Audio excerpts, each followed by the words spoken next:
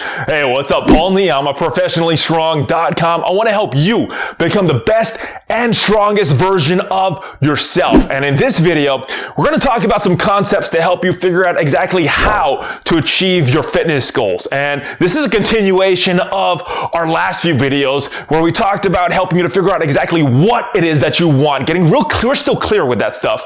And the last video, we talked about helping you to figure out why it is that you want it. Very important to help when those down times, when you're really lacking that motivation, knowing your why really helps you to keep going through those tough times. And if you haven't checked out those videos, make sure you go back and check those out. Very, very important stuff. But like I said, in this video, we're going to talk about the how. Now, I'm not going to get into too many specifics because I think programs, nutrition programs, workout programs, they're highly individualized based on what your goal is, based on what your starting level is, based on any injuries or mobility limitations you might have, any allergies to food you may have. I think those can get very specific and those could be a topic of a whole different video.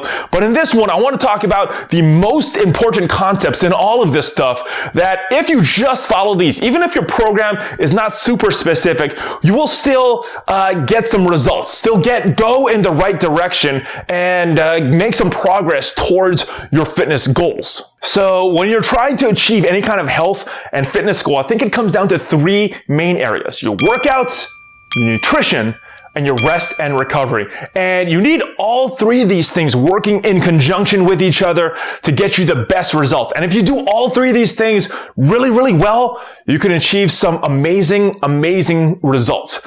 Let's get to that first one, your workouts. Now, the most important thing that you want to consider with your workouts is that concept of progressive overload. Now, what is progressive overload? Real simple. It just means that over time, your workouts need to be getting harder and harder. Very simple, but it is neglected. I see this a lot in the gyms. You know, and if you've been to a commercial gym, you've probably seen these people that come in, they do the exact same thing every single time, or they do the exact same program. They've been on that same program for a long time, and they may have seen some really good results in the beginning, but after that, it just kind of plateaus, or they're kind of sliding backwards because they're not challenging their body enough. So what do you need to do for progressive overload?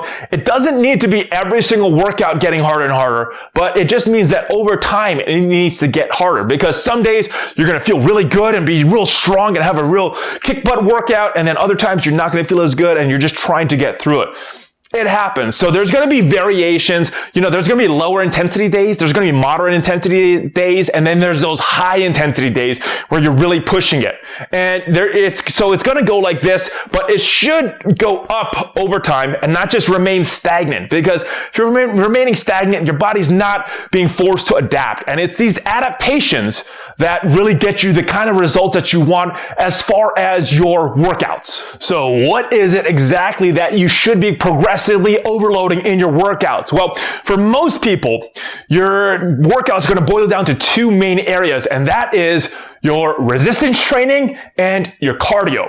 Now, let's talk about resistance training first, because for me, that's the most fun. Now, what is resistance training? Well, basically, anytime you're doing a movement and you're being resisted, that's resistance training. So if I'm doing like a bench press and I have some free weights resisting me, that's resistance training. You could use a machine to resist you, cables, bands, even if you're just doing your body weight, you know, like having gravity pull you down is a form of resistance training. Now, what exercises do I like the best?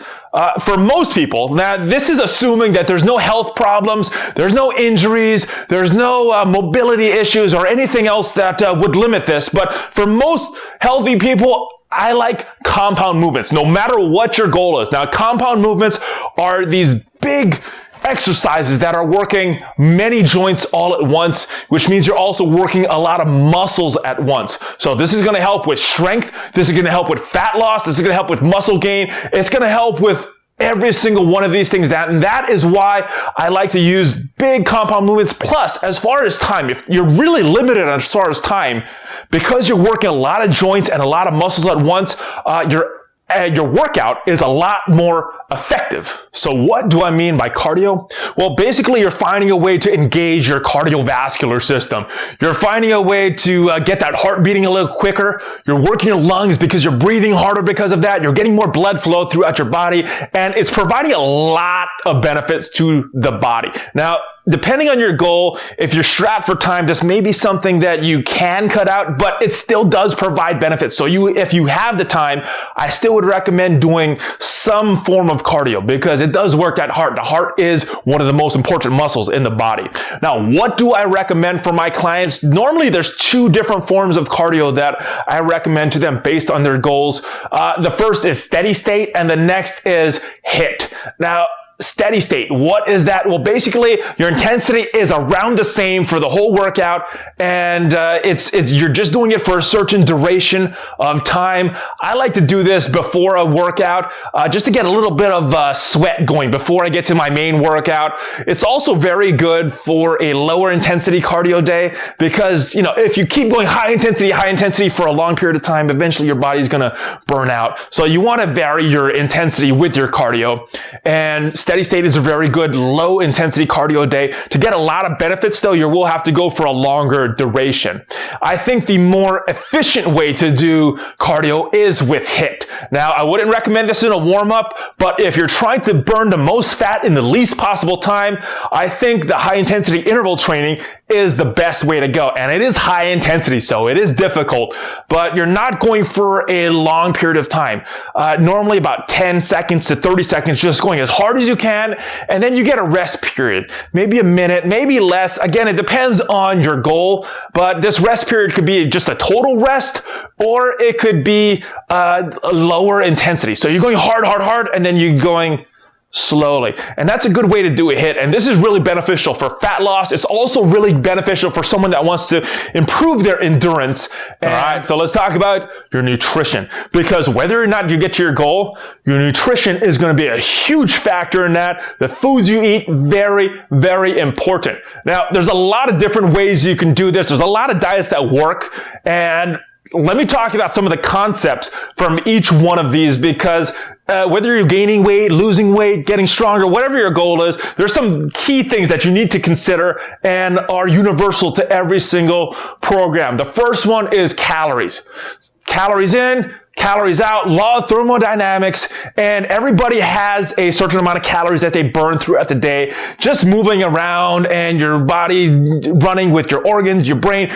You burn calories. And if you go above that, you're going to gain weight. If you go below that, you're going to lose weight. So the amount that you take in is important, but it's also very important what you take in. So that's going to come down to your macronutrients, protein, carbohydrates, fats. I think everybody needs an adequate amount of protein. The general rule for a long time has been 1 gram of protein per pound of body weight. I know there's bodybuilders that go way above that. And then there's studies that show that you don't need that much. But, if you want to be safe, I think 1 gram per pound of body weight is a decent level that you can start with. And then if you want to really get specific, you could fine tune that. But the thing that you're going to want to manipulate, depending on your goal, is your carbs and your fats. And everybody's body reacts differently. There's different diet programs out there that work.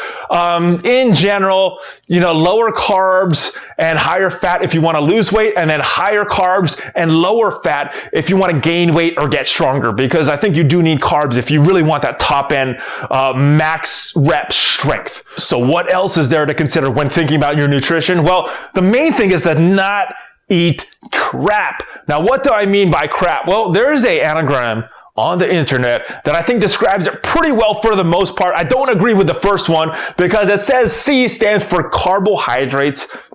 It depends on your goal. Carbohydrates is not necessarily bad, not the enemy. It might not be in your nutrition plan, so you might need to avoid it. But for most people, especially if you're trying to build muscle, if you're trying to build strength, you do need carbs. So carbs, not the enemy. Refined sugars Refined sugars is very bad. There's no benefit that I could see for refined sugars. I mean, sometimes bodybuilders will raise insulin levels with this, but outside of certain instances, for most people, refined sugars, not good. Avoid sugar, avoid added sugars to your food because it does not benefit most people. Artificial foods, I think this is self-explanatory. Eat real foods. Don't eat fake foods. Same thing with processed foods. The only exception I would say to this processed foods though is if you have a really good protein powder, because sometimes it's just easier to have a protein shake than to have real foods, just because of time-wise, and you could eat more. But if you have the option and time, real foods always better than fake foods. And the last thing I want to talk about as far as nutrition is alcohol. Now, I know some people like to drink alcohol, but if you think about it, other than some enjoyment in maybe a social setting, it does not provide any benefit to the body. It actually hurts the body, just like refined sugars does. A lot of long-term effects that this gives the body, not good. So if at all possible, avoid alcohol. The more you could avoid it, the better you're going to be health-wise, looks-wise, feeling-wise, because it does not provide a lot of benefit for you. And then the last part, which I think is equally as important as your workouts and nutrition, but is also very neglected, is your rest and recovery. So let's think about this. When you work out, that's when you send the signals to your body that it needs to change. And you're breaking down your muscle tissues, and then you provide the nutrition to your body to give it that fuel that it needs to start to rebuild, to start to get your muscles. And then when you're resting, that is when the muscle building is done. That is when the fat burning is done. A lot of the fat burning that you do is while you're sleeping. So sleep obviously is one of the most important things. It's also when you build the most muscle. There's a lot of hormone regulation that goes on there that helps with all your results as well. So sleep, very important. Don't neglect that. Very important to get a good sleep. What else is there as far as recovery? Well, you need to do some soft tissue work if you really want to avoid injuries. Now, what is this? This is foam rolling. You could roll with a PVC pipe like I do. You could get specific spots with a lacrosse ball. And if you think about it, if you compress any area of your body, there should be no pain. And if there is pain when you compress it, that means there's something wrong. It could be something simple that you could just roll out with a lacrosse ball, or it could be something that you need to see your doctor about, but there should be no pain when you compress your muscle. And you want to work out some of these tender spots, some of these adhesions, just because if you let these go on, it could lead to some imbalances in the body, which could lead to injuries down the road. And working out is not just about results now, it's about results long term. So the more of this recovery work that you do, the more of this rolling and soft tissue work you do, the more you're going to be able to avoid injuries and work out long term.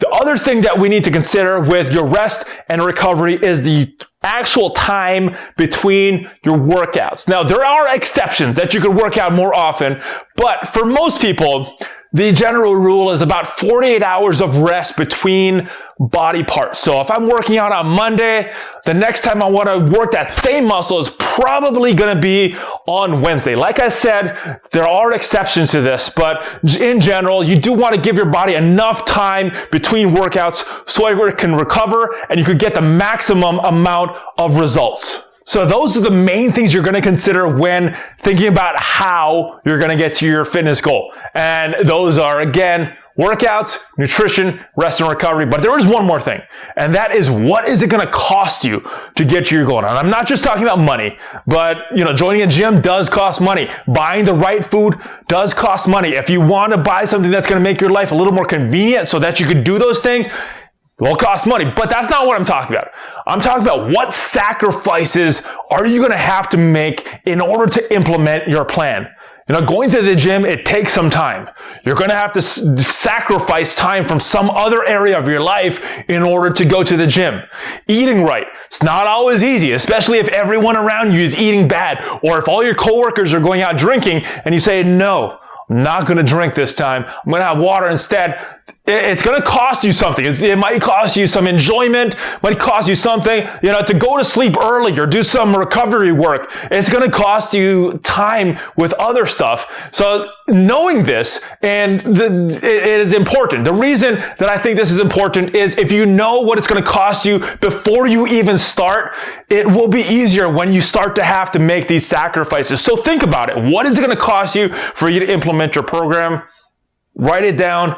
And that is it. I hope this video helped you. If it did, share this with all of your friends, with all of your coworkers, your family, anybody that you know that wants to be a little healthier, wants to get in better shape. Let them know about this video. I hope it helps them as well. If you want more content, make sure you subscribe to this channel and join the notification squad. Like this video and leave a comment. Let me know how you're doing as well. Everything with this video. And if you want daily motivation, Instagram, I'm on there every day. If you want to reach out to me, that's a good place to reach out to me as well. And if you want show notes for this episode and outline to help you detail some of this stuff and go through some of these things and work out how you're going to get to your goal, there is some notes on the website, professionallystrong.com. There is a link in the description. I will see you next time. Again, I am Paul Niyama, and I want to help you become the best and strongest version of yourself.